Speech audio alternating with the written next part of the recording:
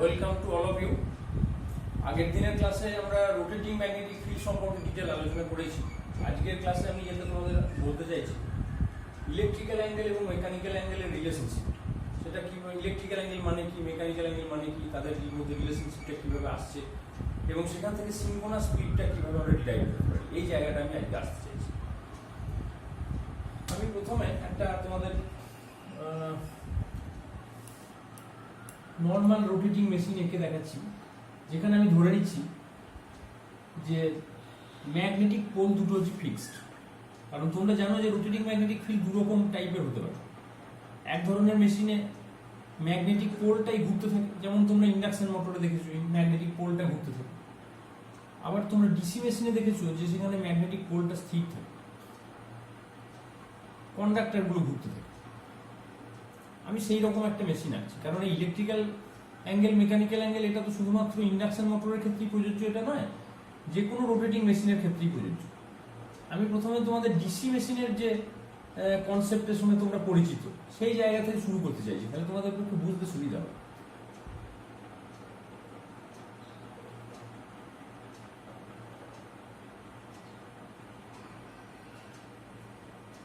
তাহলে ধরো এরকম একটা 2 পোল মেশিন আমরা ধরলাম, এটা হচ্ছে রোটর, মানে ভেতরের এই পজিশন, এটা হচ্ছে রোটর। আমি ধরলাম এটা হচ্ছে এন পোল, মানে এর উপরে কন্ডাক্টর ঝুলিয়ে তুমি এন আর এস তৈরি করেছো, এদের উপর কন্ডাক্টর দিয়েছো। এই কন্ডাক্টরের মধ্যে কারেন্ট পাঠিয়ে এখানে কারেন্ট পাঠিয়েছো, এখানেও কারেন্ট দিয়েছো, যার ফলে তুমি এই দুটো পোল তৈরি করেছো এন আর এস। আর এখানে আমি রোটরে একটা কন্ডাক্টর ধরি, একটা কন্ডাক্টর মানে একটা কয়েল ধরছি। একটা কয়েলের এদিকে একটা সাইড আছে, আর তার ঠিক উল্টো দিকে 180 ডিগ্রি উল্টো দিকে এখানে একটা সাইড আছে। মানে এটা যদি ঘুরিয়ে দাও তুমি, তাহলে একটা কন্ডাক্টর পড়বে এনের আন্ডারে, একটা কন্ডাক্টর পড়বে এসের আন্ডারে। যেহেতু তার 180 ডিগ্রি তফাতে আছে, সুতরাং কয়েল সাইড দুটোকেও আমি সেইভাবেই রাখলাম, মানে একদম ফুল পিচ কয়েল এটা। এখন এই যে মেশিনটা, এই মেশিনে আমি দুটো এক্সিস পাচ্ছি। একটা হচ্ছে এরকম এক্সিস, অর্থাৎ দুটো পোলকে কানেক্ট করে একটা এক্সিস, আর এখানে একটা এক্সিস, দুটো পোলের ঠিক মাঝখান দিয়ে যে লাইনটা গেছে। এই যে এক্সিসটা, এইটাকে ইলেকট্রিক্যালের ভাষায় বলা হয় ইন্টারপোলার এক্সিস। নামটা শুনে বুঝতে পারছো যে দুটো পোলের ঠিক মাঝখান দিয়ে গেছে, ইন্টারপোলার এক্সিস। অথবা এটার আর একটা নাম আছে কিউ এক্সিস। কিউ কথাটার মানে হলো কোয়াড্রেচার। কোয়াড্রেচার, এই কোয়াড্রেচার কথাটার অর্থ কি সেটা আমি পরে বলবো। তাহলে এই যে কিউ এক্সিস, তার মানে কয়েলটা কিভাবে রয়েছে বুঝতে পারছো। কয়েলটা এইরকম ভাবে রয়েছে, এইভাবে, অর্থাৎ সেটা এই রোটরটা, রোটর বডিটাকে ঘিরে এরকম হবে, মানে একটা সাইড এরকম, এটা তো সিলিন্ড্রিক্যাল বডি, একটা সাইড চলে গেছে এরকম ভাবে, একটা সাইড চলে গেছে এরকম ভাবে, দিয়ে কয়েলটা তৈরি হয়েছে। এখন এই অবস্থাতে এই কয়েলের মধ্যে ফ্লাক্স লিঙ্কেজ কত সেটা আমি দেখতে চাই। মানে ফ্লাক্স গুলো তো আসছে, ধরো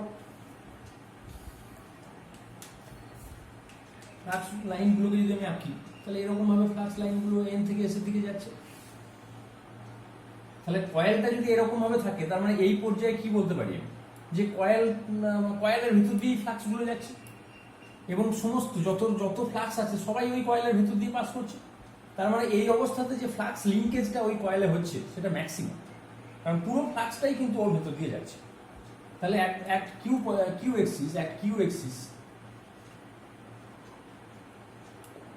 এক্সিস সাই মানে হচ্ছে ফ্লাক্স লিঙ্কেজ। ফ্লাক্স লিঙ্কেজ মানে কি, number of turn into flux. তার মানে এই কয়েলের যে নাম্বার অফ টার্ন তাকে ফ্লাক্স দিয়ে গুণ করলে আমরা ফ্লাক্স লিঙ্কেজটা পাবো। সেই ফ্লাক্স লিঙ্কেজের ভ্যালু কত হবে, সাইটা হচ্ছে সাই ম্যাক্স, মানে maximum flux linkage at Q axis. এইবার আমি ধরে নিচ্ছি যে কয়েলটা ঘুরতে শুরু করলো, অর্থাৎ এইদিকে ওমেগা টিটা কাউন্টিং শুরু হলো। তার মানে কিউ এক্সিসে ওমেগা টির ভ্যালু কত ছিল, কিউ এক্সিসে ওমেগা টিটা ছিল 0। এবার মেশিনটা এরকম ক্লক ওয়াইজে রোটেশন শুরু করলো। তাহলে কিউ এক্সিসের যদি 0 হয়, মানে ওমেগা টিটা যখন 0, তখন এর ফ্লাক্স লিঙ্কেজটা হচ্ছে ম্যাক্সিমাম। এবার ধরো কয়েলটা একটু সরে এসে কয়েলের এই প্রান্তটা চলে এলো এই জায়গাটাতে, আর এটা সরে গিয়ে এইখানে চলে এলো।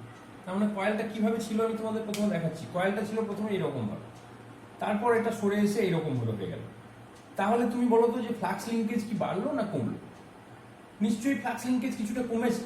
তার কারণ যখন এটা এরকম বেন্ট এরকম স্ল্যান্ট হয়ে গেছে, তখন কিছু ফ্লাক্স লাইনের ওপর দিয়ে বেরিয়ে যাচ্ছে, কিছু ফ্লাক্স লাইন নিচে দিয়ে বেরিয়ে যাচ্ছে, যেটা এই কয়েলটাকে কাট করছে।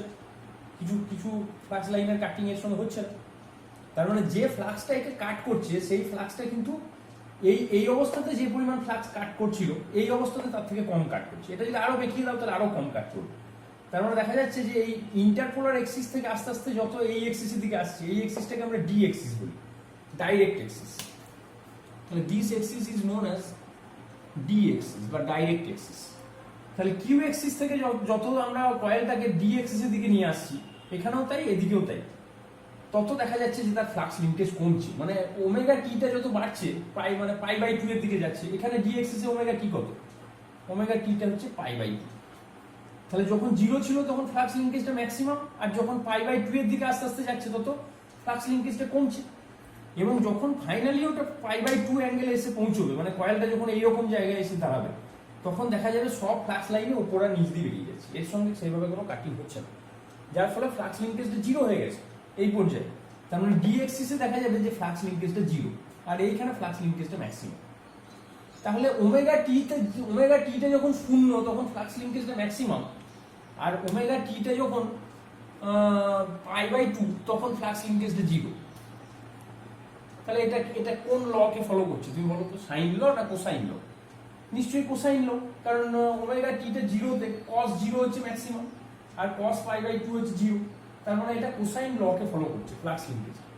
তাহলে আমরা বুঝতে পারছি যে একটা রোটেটিং মেশিনের যে ফ্লাক্স লিঙ্কেজ সাই, সেটা তাহলে এই ফর্মুলাটা মেনে চলে, সাই ম্যাক্স cos ওমেগা, মানে কোসাইন লকে ফলো করে। নিশ্চয়ই এটা তোমরা বুঝতে পেরেছো।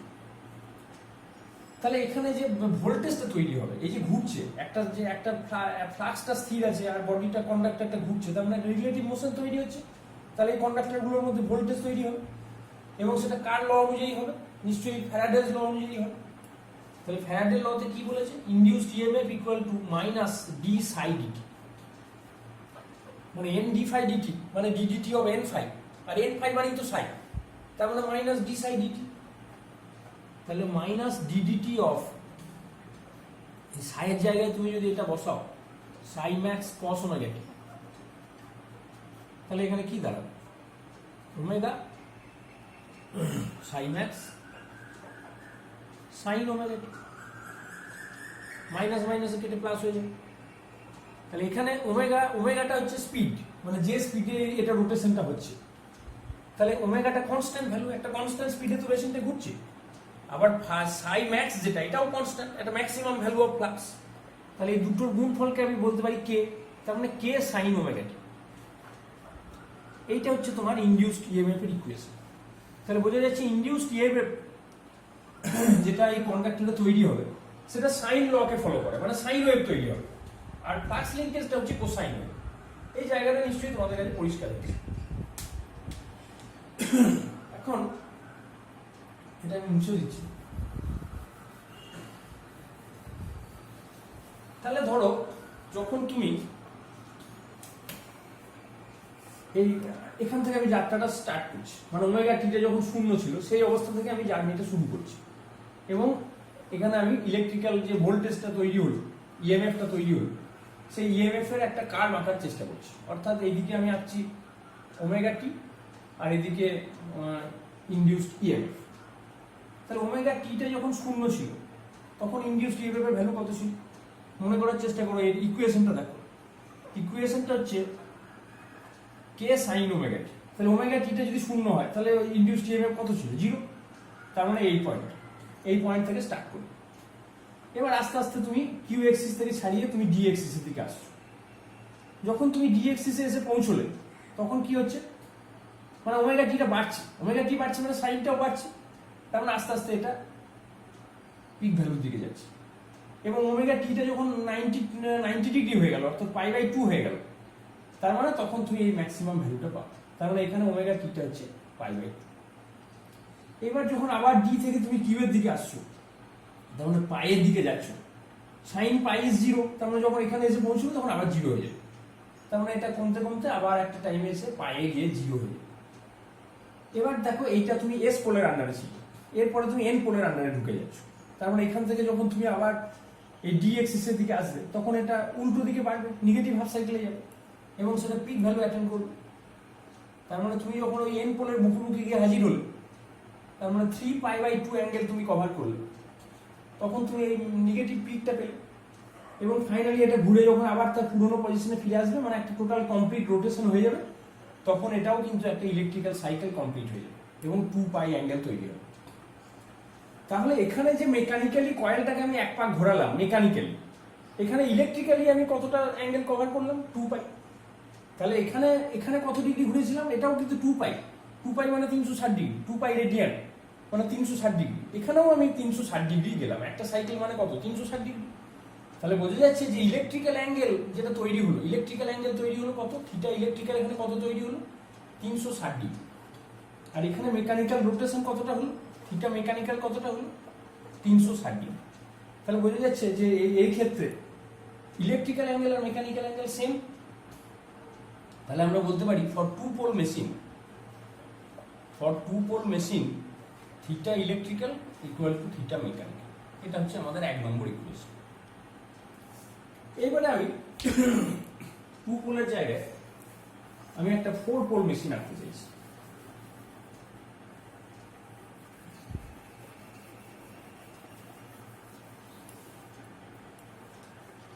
ধরো আমি একটা 4 পোল মেশিন, আমি আর পোলগুলো আঁকছি না, আমি জাস্ট সংক্ষেপে লিখছি। আমি রোটরটা আঁকছি, এখানে ধরো এন পোল, এটা তো হেটারোপোলার স্ট্রাকচার হয়, মানে পরপর বিপরীত পোলগুলো থাকে। এটা ধরো এন পোল, এটা এস পোল, এখানে আবার একটা এন পোল, এখানে একটা এস পোল, এই 4টে পোল আছে। তাহলে এখানে ইন্টারপোলার এক্সিসটা কোনখানে থাকবে? এখানে তো আর এইখানে আঁকা যায় না, দুটো পোলের মাঝখানে হতে হবে। এন আর এস এর মাঝখানে যে এক্সিসটা, সেটা ইন্টারপোলার এক্সিস। তাহলে সেটা কোন এক্সিস? কিভাবে আঁকবো আমরা? সেটা এই দুটো এক্সিস হবে। ইন্টারপোলার এক্সিস এখানে একটা থাকবে, এরকম একটা ইন্টারপোলার, এটাকে আমি বললাম ধরো Q1, মানে কিউ এক্সিস 1। আর একটা ইন্টারপোলার এক্সিস আমি এইভাবে আঁকতে পারি, যেটাকে আমি বললাম Q2। তাহলে এটা Q1 ড্যাশ, Q2 ড্যাশ, এরকম নাম দিলাম বুঝবার সুবিধার জন্য। তাহলে এদের সঙ্গে ধরো এই যে দুটো পোলকে কানেক্ট করে যে এক্সিসটা, এটা একটা এক্সিস আর এটা একটা এক্সিস, এই দুটোকে আমি তাহলে ডি এক্সিস বলতে পারি। তাহলে এটাকে আমি নাম দিলাম D1 ড্যাশ, আর এটা D2 ড্যাশ। তাহলে এবার ধরো আমি জার্নিটা শুরু করলাম এইখান থেকে, অর্থাৎ আমার এখান থেকে ওমেগাটা স্টার্ট করি এবং এইখানে আমি ধরে নিচ্ছি ওমেগা টি ইজ 0। তাহলে যখন আমি এখানে শুরু করেছি, আমার তো সেই ফর্মুলা একটাই, ফর্মুলাটা হচ্ছে ইনডিউসড ইএমএফ এর ভ্যালু হচ্ছে কে সাইন ওমেগা টি, এটা হচ্ছে ইএমএফ এর ইকুয়েশন। তাহলে এই অনুযায়ী যদি আমি এখন কার্ভটাকে ড্র করার চেষ্টা করি, তাহলে ধরো এটা ওমেগা টি, এটা ইনডিউসড ইএমএফ। তাহলে আমার এইখান থেকে শুরু হয়েছে, মানে Q1 থেকে আমি স্টার্ট করেছি, এখানে ওমেগা টিটা হচ্ছে 0 ডিগ্রি। তখন সাইন ওয়েভ, তারপর ওমেগা টি 0 বসাও, তাহলে ইনডিউসড ইএমএফ 0, মানে এই পয়েন্ট থেকে শুরু হবে। এরপরে যখন তুমি D1 এ যাবে মানে এখানে কত ডিগ্রি, এখানে কতটা তুমি গেলে, D1 এ যাওয়ার আগের ইয়েটাতে কি দেখছি তুমি, যে কিউ থেকে যখন ডিতে যাচ্ছ তখন পিক ভ্যালু অ্যাটেন্ড করছো। কত ডিগ্রি সেটা ফ্যাক্টর না, এখানে দেখে তোমার মনে হচ্ছে কত, যে মেকানিক্যালি এটা 45 ডিগ্রি। তার মানে তুমি বলবে যে 45 ডিগ্রি, তাহলে 45 বসিয়ে দিই আমি এখানে সাইনের এখানে। ব্যাপারটা এইখান থেকেই তুমি বুঝতে পারছো যে ইলেকট্রিক্যাল অ্যাঙ্গেল আর মেকানিক্যাল অ্যাঙ্গেলটা পাল্টে যাচ্ছে, এইখান থেকে তুমি আর বুঝতে পারছো না। তার মানে এই যে অ্যাঙ্গেলটা তুমি দেখছো খালি চোখে, এটা মেকানিক্যাল অ্যাঙ্গেল, ইলেকট্রিক্যাল রেডিয়ান কিন্তু এটা নয়। তার মানে যখনই নাম্বার অফ পোলটা চেঞ্জ হয়ে গেল, দুটো জায়গায় 4টে হয়ে গেল, তখনই কিন্তু ইলেকট্রিক্যাল অ্যাঙ্গেল আর মেকানিক্যাল অ্যাঙ্গেল আলাদা হয়ে যাচ্ছে, যেটা আগে তুমি একই পেয়েছিলে সেটা তুমি আর পাচ্ছ না। তাহলে কিউ এর সঙ্গে ডি এর আগের ইকুয়েশনটাতে কি ছিল, আগের ছবিটাতে, যে কিউ এবং ডি এক্সিস এর মধ্যে 90 ডিগ্রি অ্যাঙ্গেল ছিল। এখানে তুমি দেখলে মেকানিক্যালি সেই অ্যাঙ্গেলটা হচ্ছে 45 ডিগ্রি। আসলে এটাই ইলেকট্রিক্যালি 90 ডিগ্রি। কিভাবে তুমি বুঝতে পারবে? যে কিউ এক্সিসে তুমি দেখেছিলে যে ভোল্টেজটা 0 ছিল এবং ডি এক্সিসে ম্যাক্সিমাম ছিল।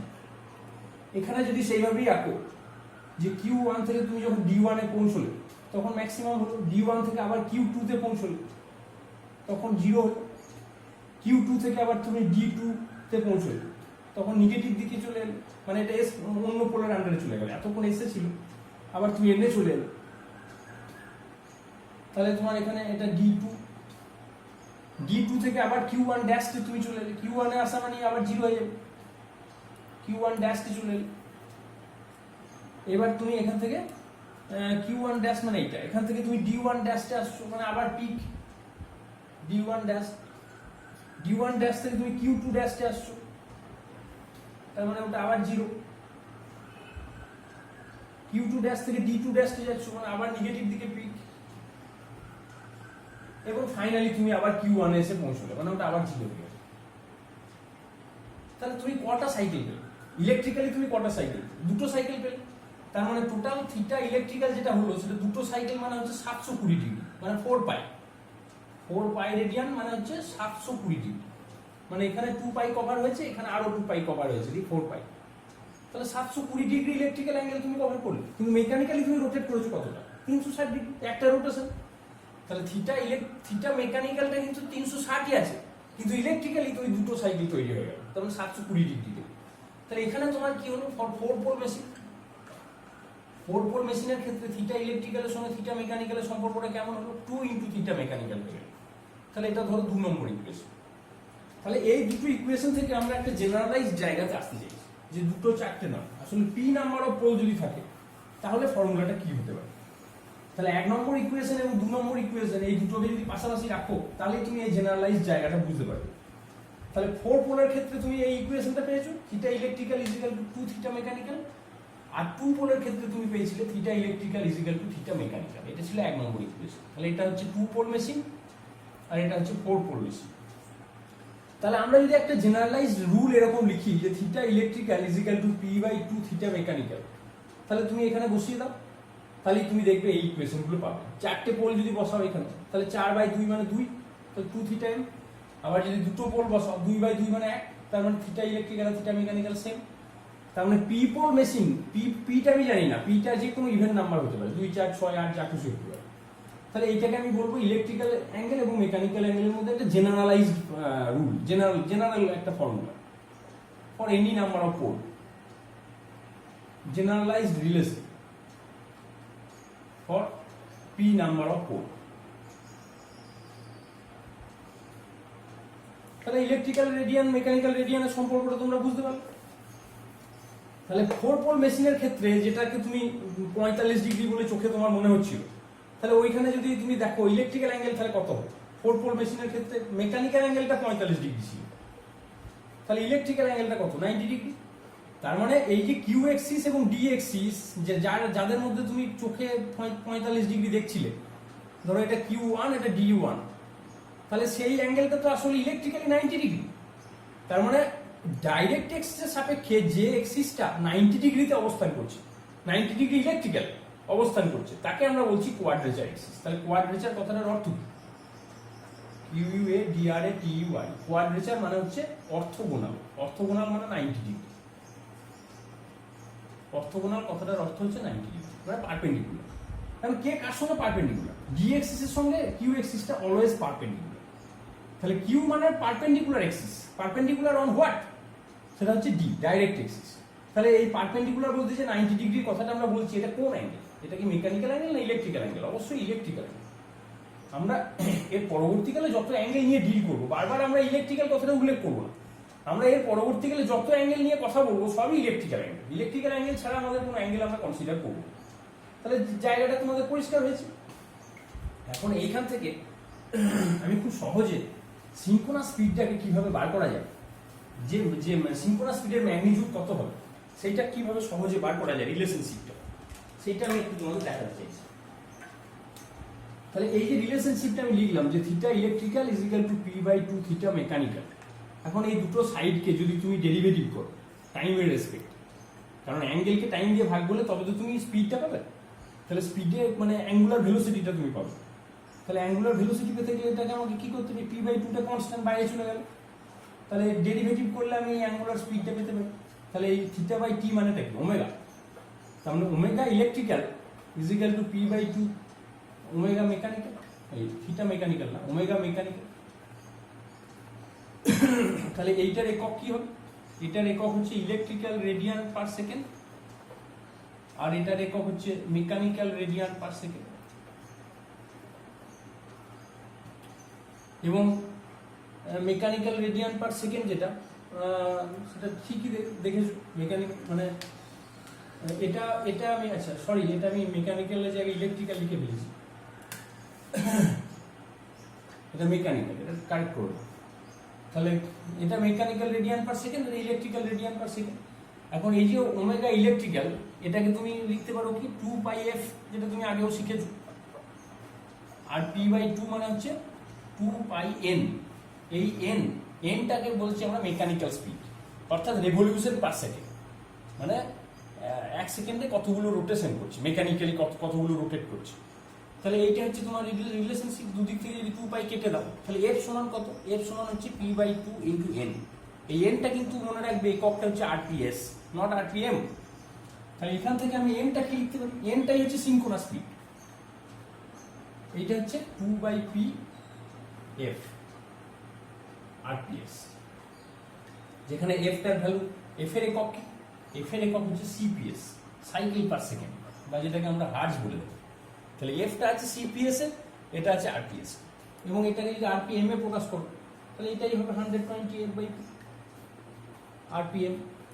এটাই হচ্ছে সিনক্রোনাস স্পিডের ভ্যালু।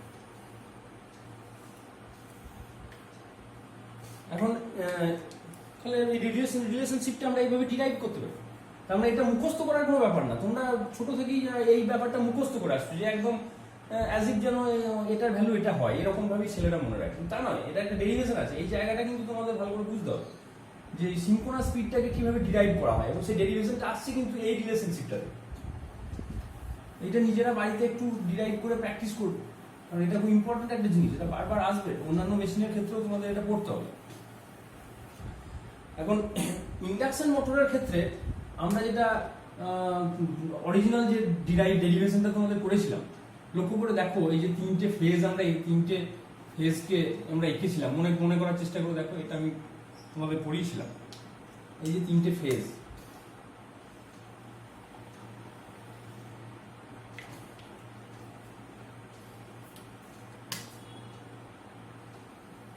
এরকম এঁকেছিলাম।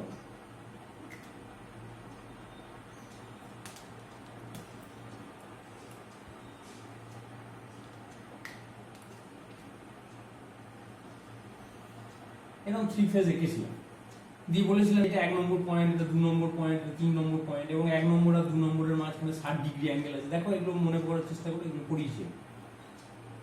তাহলে এই যে 60 ডিগ্রি অ্যাঙ্গেল, এটা তো ইলেকট্রিক্যাল অ্যাঙ্গেল, কারণ সাইকেলের দিক থেকে তুমি আসছো, এটা ইলেকট্রিক্যাল অ্যাঙ্গেল 60 ডিগ্রি।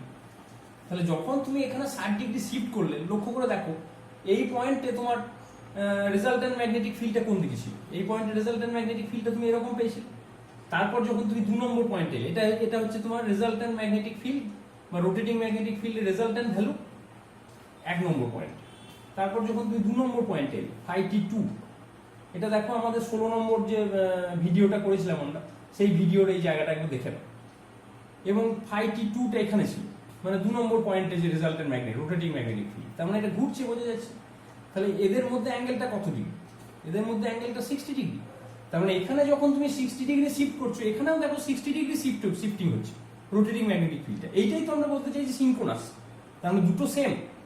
তার মানে এখানে ইলেকট্রিক্যাল সাইকেল বা ইলেকট্রিক্যাল যে ফ্লাক্সগুলো, তাদের মধ্যে যে অ্যাঙ্গেলটা আমরা শিফটিং করছি, এখানে রোটেটিং ম্যাগনেটিক ফিল্ডটা মেকানিক্যালি সেই শিফটিংটা করছে। এই অ্যাঙ্গেলটা কিন্তু মেকানিক্যাল অ্যাঙ্গেল, থিটা মেকানিক্যাল, আর এটা কিন্তু থিটা ইলেকট্রিক্যাল। তার মানে এখানে সাপ্লাইটা যে স্পিডে যাচ্ছে, এটাও কিন্তু সেই স্পিডে যাচ্ছে। সেই জন্য এই দুটোকে আমরা রিলেট করতে পারছি, এবং এটাকে আমরা সিনক্রোনাস বলছি। তাহলে সিনক্রোনাস স্পিডের ধারণাটা কিন্তু বহুভাবে তুমি ব্যাখ্যা করতে পারো। তাহলে যারা ওই 16 নম্বর ভিডিওটা থেকে কন্টিনিউ করতে চাইছো এই ভিডিওতে, তারা এই জায়গাটা মনে রাখো। এই জায়গাটা মনে রাখলেই বুঝতে পারবে তুমি যে সিনক্রোনাস কথাটার অর্থ কি। এখানে যা স্পিড, এখানেও সেম স্পিড, এখানে যত ডিগ্রি শিফটিং হচ্ছে, এখানেও তত ডিগ্রি শিফটিং হচ্ছে। তাহলে সিনক্রোনাস স্পিডটা কি বুঝতে পারলে, এবং তার ভ্যালুটা কি সেটা আমি ডিরাইভ করে দিলাম।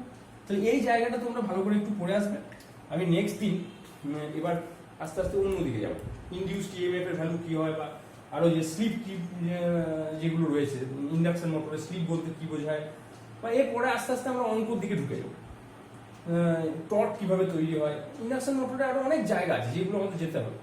আপাতত এই যে ফাউন্ডেশনটা যেটা খুব দরকার, এই জায়গাটা যদি তোমাদের কাছে ক্লিয়ার হয়ে যায়, তাহলে নেক্সট জায়গাগুলোতে যাওয়াটা খুব ইজি হয়ে যাবে।